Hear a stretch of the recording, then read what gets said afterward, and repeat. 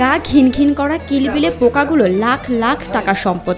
অন্ধকারে না রাখা পর্যন্ত এরা মাছি হবে না। ইউটিউব দেখে এই ব্ল্যাক সোলজার মাছির খামার গড়ে তোলেন মিজানুর রহমান। গুগল থেকে কিছু তথ্য নিই, পরে দেখলাম যে ইউটিউবে সকল তথ্য আছে। তখন আমরা বিভিন্ন জার্নাল থেকে আমি এগুলো নিতে শুরু করি। পরে আমি ইউটিউব থেকে কিছু তথ্য নিয়ে বিভিন্ন খামারিদের সাথে যোগাযোগ করি। মাছ আর মুরগির খাবার হিসেবে এই মাছি বেশ কার্যকর। এতেই আটকে যান উদ্যোক্তা মিজানুর রহমান। পুরো দমে শুরু করেন বাণিজ্যিক উৎপাদন। প্রতিদিন এ খামারে এখন 100 থেকে 150 কেজি লার্ভা উৎপাদন হচ্ছে। তবে এ খামারে প্রতিদিন 1 টন পর্যন্ত মাছের লার্ভা উৎপাদন সম্ভব বলে মনে করেন মিজানুর রহমান। মাছ আর মুরগির উপরে এটার রেজাল্ট খুবই ফলপ্রসূ। তখন আমরা এই 2024-এ বাণিজ্যিকভাবে চলে আসছি। শুরু থেকে আমাদের টার্গেট ছিল 1 টন। ডেইলি আমরা 1 টন উৎপাদনের সক্ষমতা নিয়ে আমরা আমাদের এই প্রজেক্টটা করছি। এ পর্যন্ত আমরা 200 কেজি অ্যাচিভ করতে পারছি। মাঝখানে একটু বন্যার কারণে ক্ষতিগ্রস্ত হয়েছি, নচেত আমরা এখনই 500 কেজি থাকতাম। তবে এই মাসের মধ্যে আমরা ইনশাল্লাহ 500 কেজিতে অ্যাচিভ করব ইনশাল্লাহ। এই মাছের বাণিজ্যিক চাষে প্রয়োজন হয় নানা আয়োজন। ব্ল্যাক সোলজার ফ্লাই রাখার জন্য আলাদা আলাদা কয়েকটি ঘরে মশারি দিয়ে ঘিরে রাখার ব্যবস্থা করা হয়, যা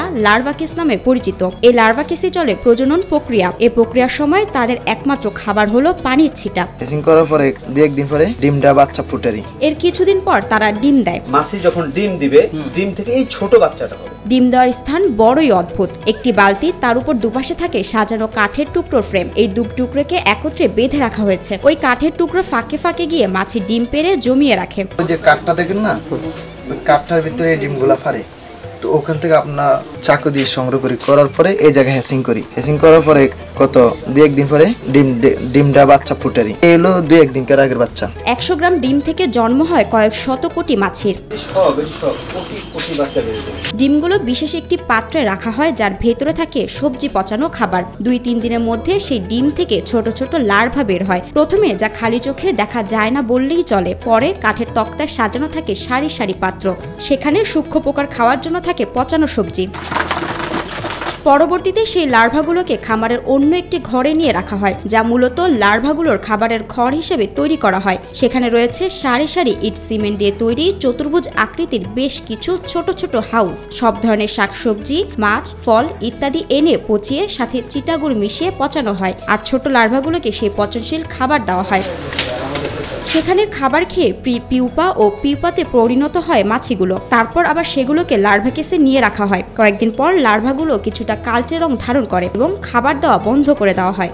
এতে এরা বিক্রির জন্য একদম প্রস্তুত। খাবার বন্ধ করে দিছি। 2-1 দিন পরে অথবা আজকের ভিতরে কিছু মাছি ফুটবে, ওখান থেকে মশারির ভিতরে মাছি ফুটবে। এই অবস্থায় লার্ভাগুলোকে যদি মাছের কিংবা মুরগির খাবার হিসেবে ব্যবহার করা না হয়, তাহলে এগুলো আবার পরিপূর্ণ মাছিতে পরিণত হয়। অন্ধকারে না রাখা পর্যন্ত এরা মাছি হবে না। অন্ধকারে রাখলে তখন যে এরা মাছি হবে। করোনাকালীন সময়ে চাকরি হারিয়ে উদ্যোক্তা বনে যান মিজানুর রহমান। কোভিডের সময় চাকরি হারিয়ে যখন তিনি বেকার, তখন ইউটিউবে খোঁজেন পথের সন্ধান। ইউটিউব ঘাঁটতে ঘাঁটতে একসময় চোখে পড়ে মাছি চাষের বিষয়টি। কোভিড-19 ক্রান্তিকালটা আমরা অতিক্রম করতেছিলাম। হ্যাঁ, তখন তো আমরা ঢাকায় আমাদের কর্মসংস্থানে ছিলাম। সেখান থেকে আমরা তো তখন কর্মক্ষম হয়ে পড়ি।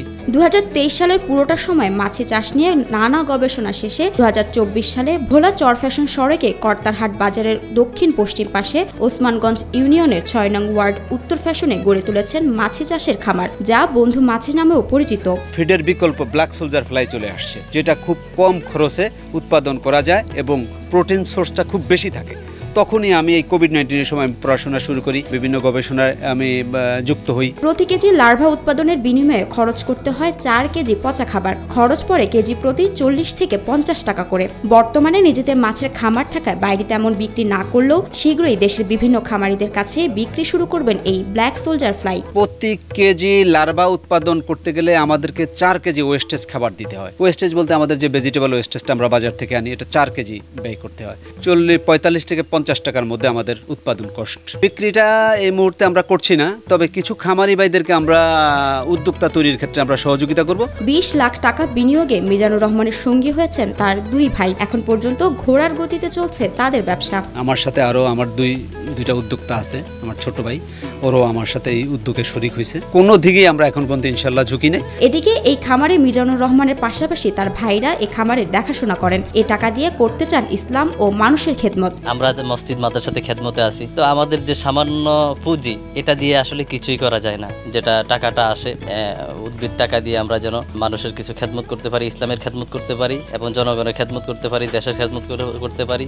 এটাই মিজান ভাই আমাদেরকে পরামর্শ দিলে যে চাকরি বাকরির পাশাপাশি যদি আপনারা একটা উদ্যোক্তা হতে চান তাহলে আমার সাথে এগিয়ে আসে। তো ভাইয়ের সাথে পরামর্শ সবাই আমরা এই কাজে চলে আসলাম। যেখানে মানুষ মাছি তারায় রোগ জীবাণু ছড়ায় এটা ভেবে, আর সেখানে মাছি পালন করা হচ্ছে পরম যত্নে। এমন অভাবনীয় উদ্যোগ ও উদ্যোক্তার সত্যি প্রশংসার দাবি, এমনটাই বলছেন সাধারণ মানুষ। নিজেরাও করতে চান মাছি চাষ। কই মাছ, শিং মাছ, শোল মাছের জন্য এটা ফালাইলেই খাইতে থাকে। যাই হোক, আলহামদুলিল্লাহ অনেক মানুষে বলে যে পরিবেশ নষ্ট হয়, দূষণ হয়, আসলে কিছু না। এগুলা পাড়া প্রতিবেশী লোক, যারা খারাপ লোক আছে, তারা এগুলা রিউমার ছড়ায়। এখানে যেভাবে মাছি থেকে খাদ্য উৎপাদন হয় 2-1 সপ্তাহ, এটার উপরে উদ্বুদ্ধ হয়ে আমিও চিন্তা ভাবনা করতেছি যে নেক্সট আমিও 2-1টা পুকুরে এইভাবে নিজে ছোট আকারে করে হইলেও চাষের ব্যবস্থা চালু করব।